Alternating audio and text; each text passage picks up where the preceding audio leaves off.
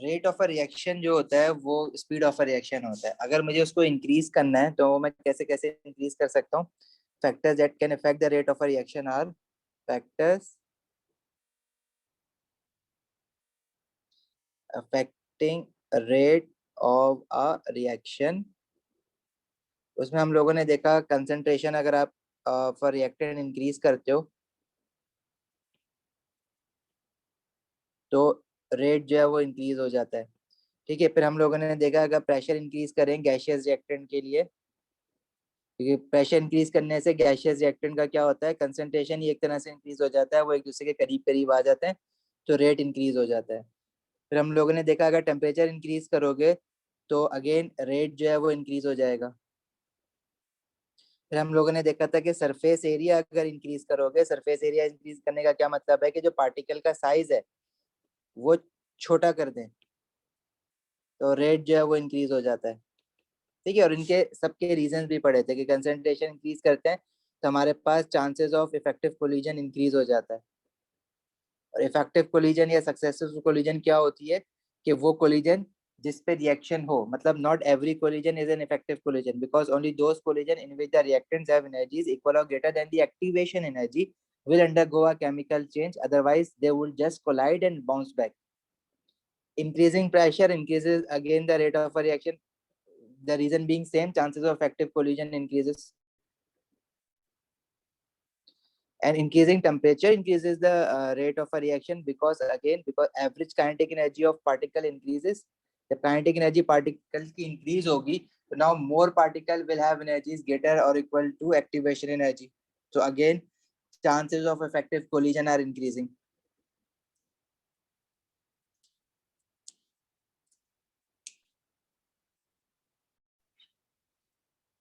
ठीक है, temperature increase करने से एवरेज काइनेटिक एनर्जी इंक्रीज होती है again which increases the chances of successful collision. Surface area increase करने से क्या होता है, एक्सपोज एरिया बढ़ जाता है, तो अगेन हमारे पास क्या होता है, now more particles will undergo chemical reaction, so again chances of effective collision increases in the other way. Or using a catalyst speeds up a rate of a chemical reaction, how? By it decreases the activation energy of a reaction, so now more particles can undergo a chemical reaction. सारे reason लिखे हुए भी हैं, ये आपको याद भी होने चाहिए। अब हम स्टडी कैसे करेंगे भाई किसी चीज का रेट ऑफ रिएक्शन फास्ट है या स्लो है, तो वो हम लोगों ने कुछ apparatus देखे थे कि इंक्रीज इन वॉल्यूम में डिक्रीज इन मास की वजह से हम रेट जो है वो मेजर कर सकते हैं। तो उसका फिर हम ग्राफ बनाते हैं। फॉर एग्जाम्पल यहाँ पे एक रिएक्शन हो रहा है जिसमें, या बल्कि बना लेते हैं ना, रिएक्शन देख लेते हैं पूरा। मेरे पास HCl है, वो रिएक्ट कर रहा है लेट्स से मैग्नीशियम कार्बोनेट के साथ, तो प्रोडक्ट में बनेगा salt, water and carbon dioxide gas. अच्छा, इसका जो मैंने अपैरेटस बनाया वो क्या कि जो फ्लास्क है जिसके अंदर ये हमारे पास रिएक्टेंट है, वो जब रिएक्ट होंगे तो जो हमारे पास वो निकल रहा है प्रोडक्ट, प्रोडक्ट में carbon dioxide as a gas निकल रही है ना, उसको हम ट्रैप करेंगे इन गैस सिरिंज।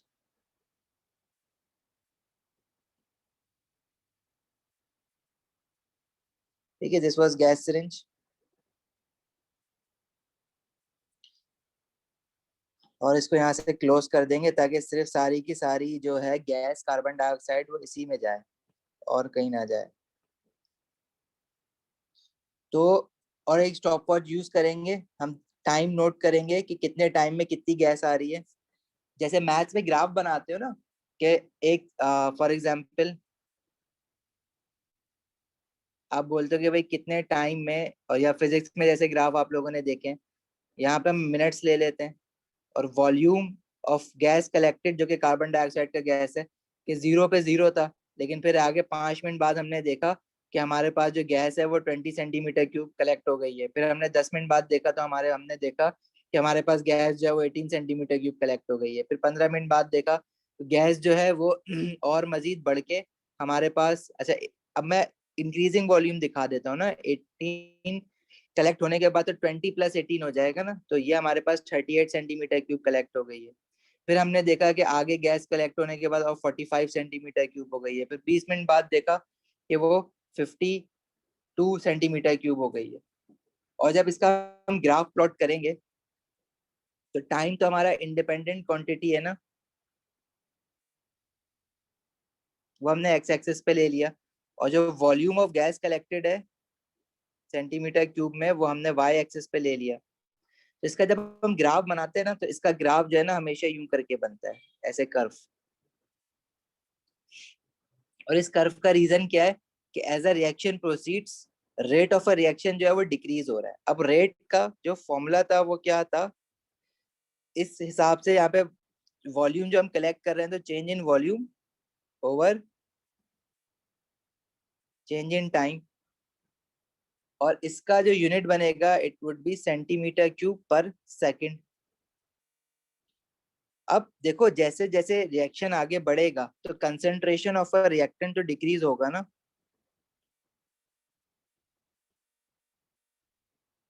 और जैसे जैसे क्योंकि कंसंट्रेशन ऑफ अ रिएक्टेंट क्यों डिक्रीज हो रहा है, क्योंकि रिएक्टेंट जो है वो खत्म होते जा रहे हैं, प्रोडक्ट में कन्वर्ट होते जा रहे हैं। Concentration of reactant decreases as the reaction proceeds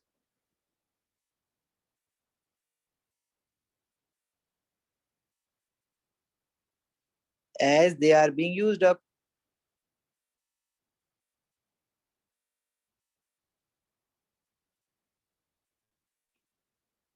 ठीक है, और जब कंसंट्रेशन ऑफ रिएक्टेंट डिक्रीज होती है तो रेट जो है वो भी डिक्रीज होगा एज द रिएक्शन प्रोसीड्स।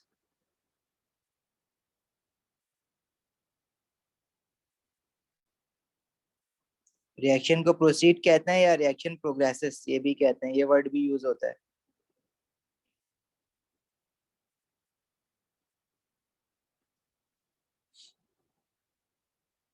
सही है। तो देखो अब इस ग्राफ से कैसे पता चल रहा है कि as a reaction proceeds rate of reaction is decreasing. इस ग्राफ का अगर मैं ग्रेडियंट निकालूं, ग्रेडियंट आप लोग मैथ्स में पढ़ते हो, change in Y axis divided by change in X axis. Y axis पे क्या क्वांटिटी है, वॉल्यूम है, तो इसको मैं क्या लिखूंगा, change in volume divided by change in time. तो ये फॉर्मूला वही बन रहा है ना रेट का, मतलब ग्रेडियंट जो है वो रेट के इक्वल है basically, rate of a reaction के इक्वल है या स्पीड ऑफ अ रिएक्शन के इक्वल है। तो जैसे जैसे ये ग्राफ रिएक्शन आगे जा रहा है, ग्राफ का ग्रेडियंट देखो क्या हो रहा है। ग्राफ का ग्रेडियंट हम कैसे निकालेंगे, कर्व है ना, तो हम हर पॉइंट पे टेंजेंट बना बना के देख लेंगे। ये जो टेंजेंट है ये देखो लेस स्टीप होते जा रहे हैं, लेटते जा रहे हैं, तो इट मींस इन टेंजेंट का ग्रेडियंट क्या हो रहा है, डिक्रीज हो रहा है। जब ग्रेडियंट डिक्रीज हो रहा है तो ग्रेडियंट किसके बराबर है, रेट के बराबर है ना इस रिएक्शन के, तो रेट भी डिक्रीज हो रहा होगा। तो basically how the graph shows that rate of a reaction is decreasing by decreasing gradient of a graph। The decreasing gradient of a graph tells us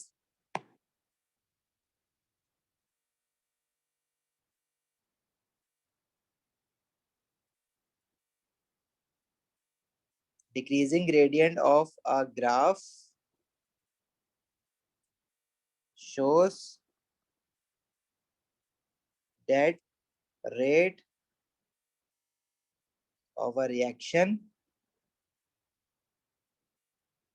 is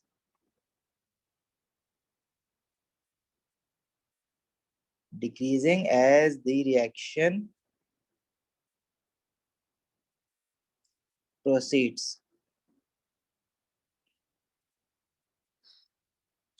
सही है, समझ आती है बात। And how do we know that rate is decreasing, because or how do we know that the gradient is decreasing, as gradient of tangent to the graph। अब ये बात कहीं लिखनी नहीं पड़ेगी, ये तुम्हारी इंफॉर्मेशन के लिए ताकि तुम्हें याद रहे, gradient to the tangent to the graph decreasing. सही है, बिकमिंग लेस स्टीप। और एंड पे आके देखो क्या हुआ है कि ग्रेडियंट जो है वो बिल्कुल हॉरिजॉन्टल हो गया है। और जब भी ग्रेडियंट हॉरिजॉन्टल हो जाता है तो इट मींस, मतलब लाइन हॉरिजॉन्टल हो जाती है तो it means gradient is zero. Gradient is zero मतलब rate has also become zero, मतलब reaction has stopped. How do we find out the reaction has stopped from the graph?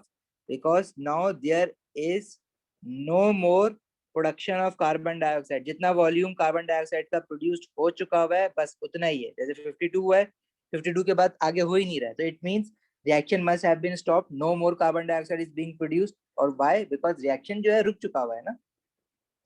तो this horizontal line shows us that the reaction must have stopped. Clear है यहाँ तक Khadija, Munib, Zaara?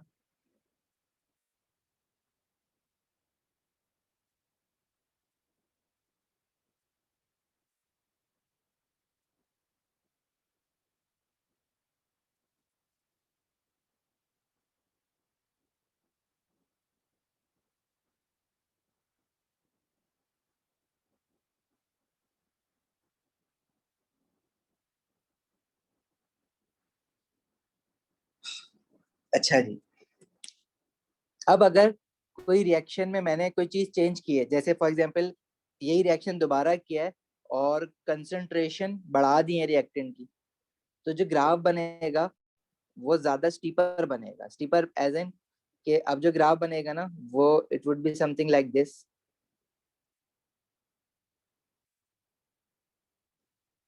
Final volume उतना ही produced हो रहा है. जैसे फॉर एग्जांपल मैं कह रहा हूँ कि इस बार टेम्परेचर बढ़ा के देखते हैं. मतलब जो रेड वाला है वो टेम्परेचर हो रहा है लेट्स से 50 डिग्री सेल्सियस पे, और जो ग्रीन वाला है वो मैं करवा रहा हूँ लेट्स से 80 डिग्री सेल्सियस पे. तो now increasing the temperature the, क्योंकि हमने मोल्स तो वही लिए हुए ना, अमाउंट ऑफ रिएक्टेंट तो उतना ही है, तो अमाउंट ऑफ प्रोडक्ट भी उतना ही बनेगा. तो कार्बन डाइऑक्साइड बन तो उतना ही रहा है लेकिन जल्दी जल्दी बन रहा है क्योंकि टेम्परेचर ज्यादा है. You know, increasing temperature increases the rate of a reaction because average kinetic energy of particle increases.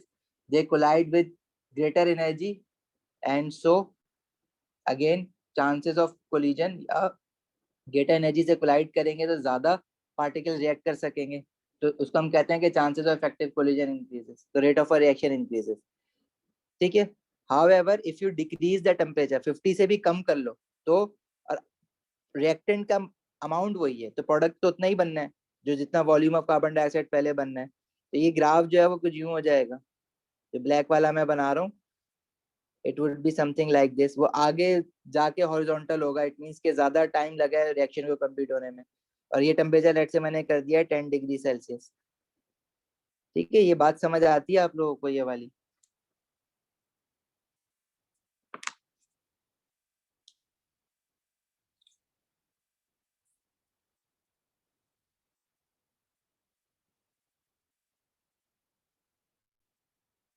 आगे बढ़े.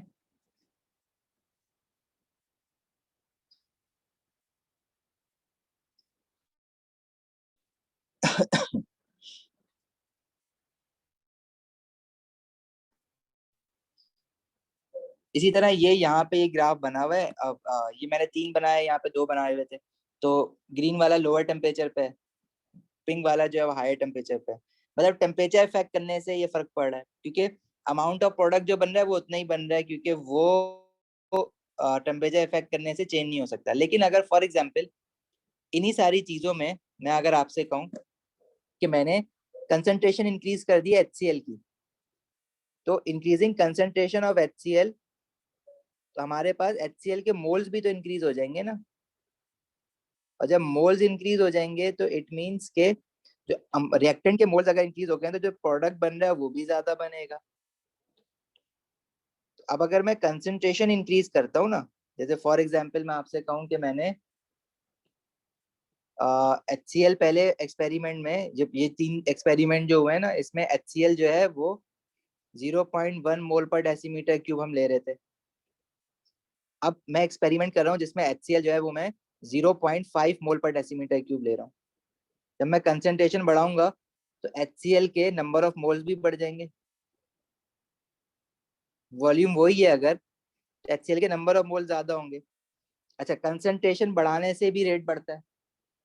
तो रेट जो है वो कंसंट्रेशन बढ़ाने से भी बढ़ेगा और अमाउंट ऑफ प्रोडक्ट फॉर्म वो भी बढ़ जाएगा. फॉर एग्जांपल मैं कहूँ कि ये जो ग्राफ बन रहा है ना वो व्यू बन रहा है, मतलब जल्दी भी हो गया और जो प्रोडक्ट बना है वो ज्यादा भी बना है.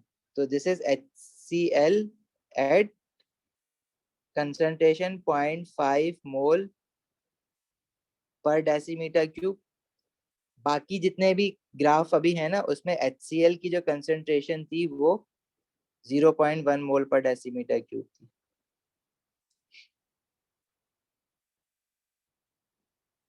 राइट। जवेरिया बेटा, आप अभी आए हो तो थोड़ी सी पीछे की रिकॉर्डिंग देख लेना, मैं आफ्टर क्लास ना भेज देता हूँ। 10-15 मिनट पढ़ा है, या क्लास के बाद रुक जाना तो मैं आपको रिकॉल करा दूंगा पीछे का।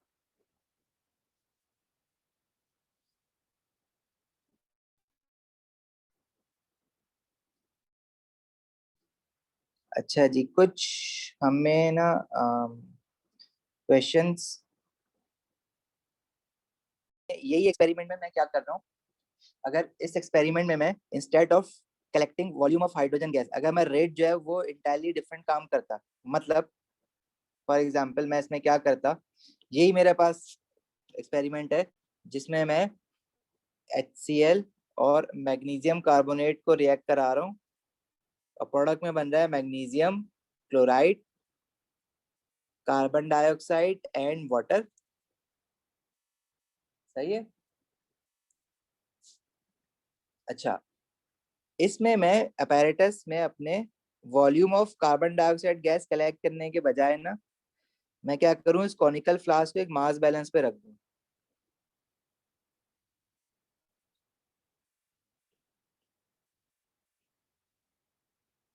और जैसे जैसे ये रिएक्शन होगा, इसमें से क्या होगा, जो कार्बन डाइऑक्साइड गैस है वो बन के बाहर निकलेगी।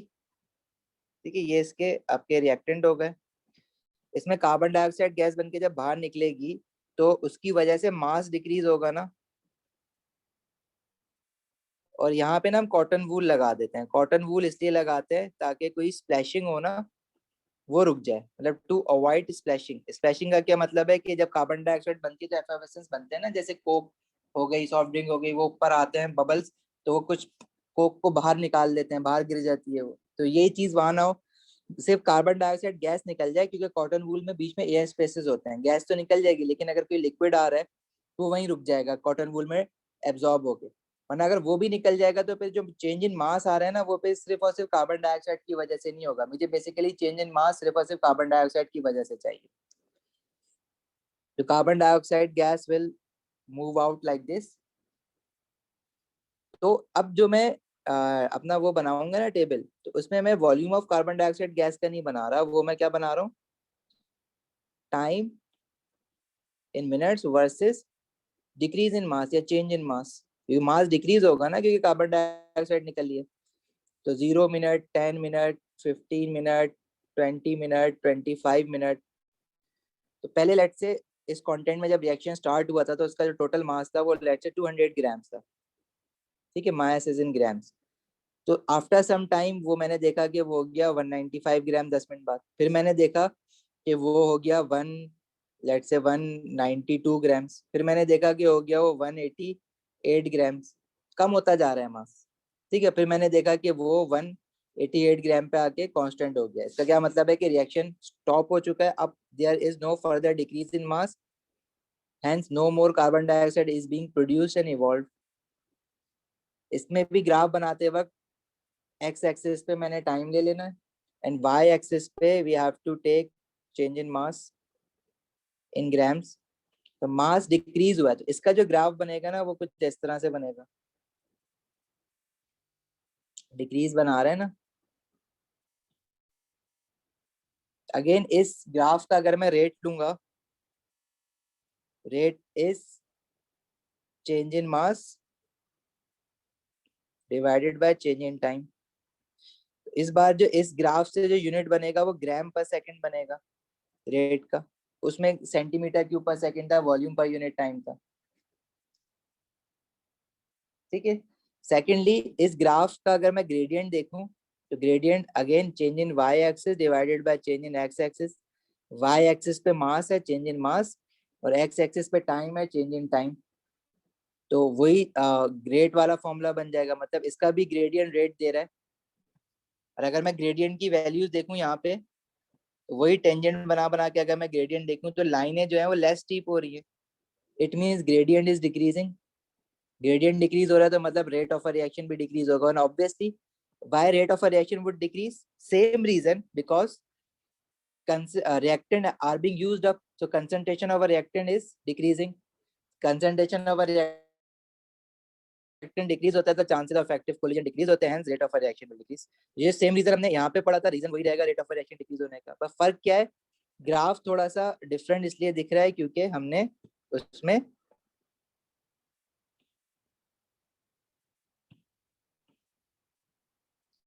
मास का रिलेशनशिप पढ़ा है with respect to time instead of volume.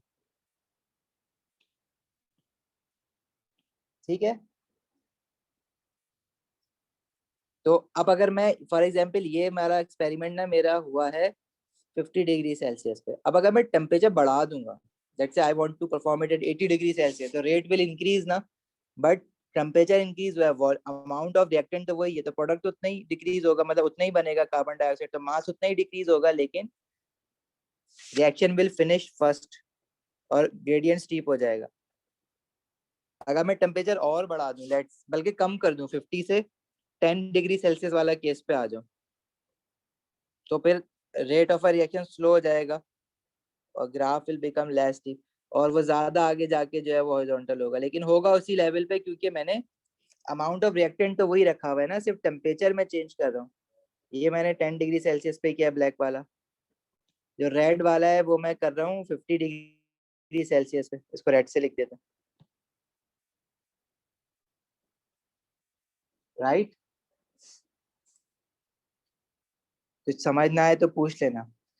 अच्छा, अगर मैं कंसंट्रेशन जो है वो बढ़ा देता हूँ, अमाउंट ऑफ रिएक्टेंट भी बढ़ा देता हूँ, उनके मासेस बढ़ा देता हूँ या कुछ कर देता हूँ, तो अगर उससे कंसंट्रेशन बढ़ती है या सरफेस एरिया बढ़ जाता है, तो देखो रेट ऑफ रिएक्शन तो फास्ट होगा होगा, साथ में क्या होगा, अमाउंट ऑफ प्रोडक्ट ज्यादा बनेगा। अब यहाँ पे नीचे ज्यादा जा रहा है, नीचे ज्यादा जाने का क्या मतलब है कि डिक्रीज इन मास ज्यादा हुआ है, डिक्रीज इन मास ज्यादा होने का क्या मतलब है कि प्रोडक्ट ज्यादा बना होगा ना, कार्बन डाइऑक्साइड ज्यादा बना, ज्यादा स्केप हुआ है, जब तो ओवरऑल पीछे जो मास रह गया है वो कम रह गया। तो इन शॉर्ट मैंने क्या किया, कंसंट्रेशन इंक्रीज। इसी तरह सरफेस एरिया इंक्रीज डिक्रीज करने से भी फर्क पड़ेगा, ये वाली बात समझ आई।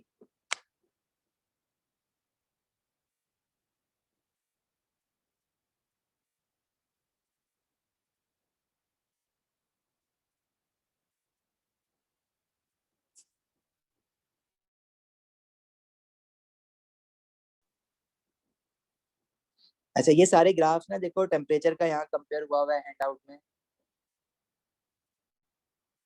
और फिर आपको कैटलिस्ट का जो है वो रेट ऑफ रिएक्शन का ग्राफ तो नहीं है वो मैं बनाऊंगा, लेकिन कैटलिस्ट जो है वो एक्टिवेशन एनर्जी डिक्रीज कर देता है, कंसंट्रेशन का यहाँ हुआ हुआ है।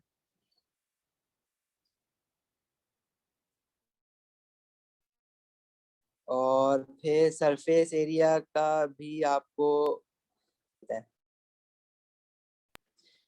I think this one is for surface area. हमने जो कैल्शियम कार्बोनेट है वो बेसिकली मार्बल कहलाता है, तो अगर मैं इसके चिप्स यूज करूंगा तो रेट ऑफ रिएक्शन देखो फास्ट हुआ है। अगर मैं लार्ज मार्बल चिप्स यूज करूंगा तो स्मॉल मार्बल चिप्स मतलब सरफेस एरिया मैंने इंक्रीज किया है ना, और अगर सरफेस एरिया इंक्रीज किया है तो it means rate of reaction देखो फास्ट है, जल्दी हो गया है, प्रोडक्ट उतना ही बन रहा है। उन्हीं मार्बल चिप्स को वही मास मैंने अगर क्रश करके डाल दिया है तो क्या होगा, तो जल्दी हो जाएगा रिएक्शन। अगर वही लार्ज पीसेस में थे वही मास उसका, तो रेट ऑफ रिएक्शन स्लो था, तो उसका रेड वाला ग्राफ है। लेकिन क्योंकि मास वही है मार्बल चिप्स का, एचसीएल भी मैं चेंज नहीं कर रहा, तो हमारे पास जो अमाउंट ऑफ प्रोडक्ट बन रहा है फाइनल, दैट इज सेम। सही है।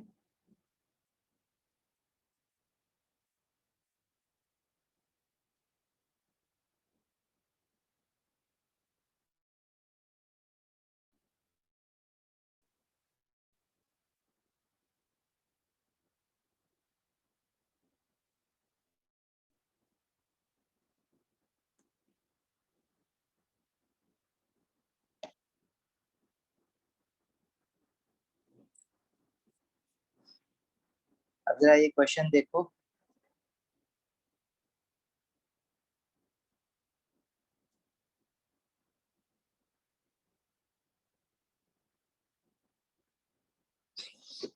in experiment 1 and 2 an excess of powdered calcium carbonate, ठीक है, ये वर्ड इंपॉर्टेंट है, was reacted in a flask in dilute hydrochloric acid. In experiment 1, the carbon dioxide gas evolved was collected. तो अच्छा, मतलब gas cylinder वाला हमारे पास है, वॉल्यूम ऑफ गैस जो कलेक्ट हो रही है वो तो इंक्रीज ही होगी at regular intervals. In experiment 2, the mass of the flask and its contents was measured at regular intervals. Experiment 2 में वो ये वाला कर्व बनेगा, मास जिसमें डिक्रीज हो रहा होता है, और एक्सपेरिमेंट 1 में कार्बन डाइऑक्साइड कलेक्ट हो रही है तो ये वाला कर्व बनेगा।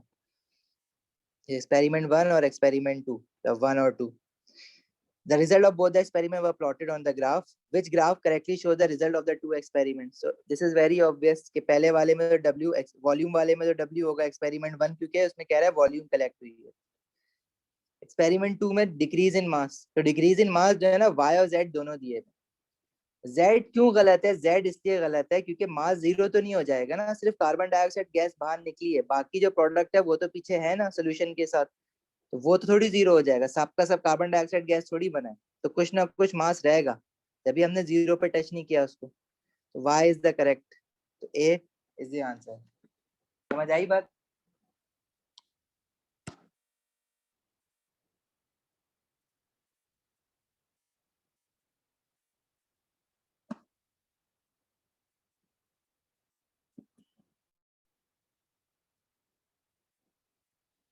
ओके, क्वेश्चन 2 देखो। क्वेश्चन 2 सेज कि हमारे पास the diagram shows the apparatus used to measure the rate of a reaction between calcium carbonate and HCl, mass of the flask and the content. ये तो आसान सी बात होगी ना, ये हमारा सी आंसर होगा, मास डिक्रीज हो रहा है एंड फिर हमारे पास क्या कहते हैं, और ये इस तरह से ग्राफ नहीं होता भाई, हमने देखा कि ये अगर ग्राफ बनाओगे तो इसमें तो ग्रेडियंट इंक्रीज हो रहा है, मतलब रेट ऑफ रिएक्शन इंक्रीज हो रहा है, जो कि पॉसिबल नहीं है। डी वाले की मैं बात कर रहा हूँ, डी वाला कर्व शो कर रहा है कि रेट इंक्रीज हो रहा है, लेकिन रेट इंक्रीज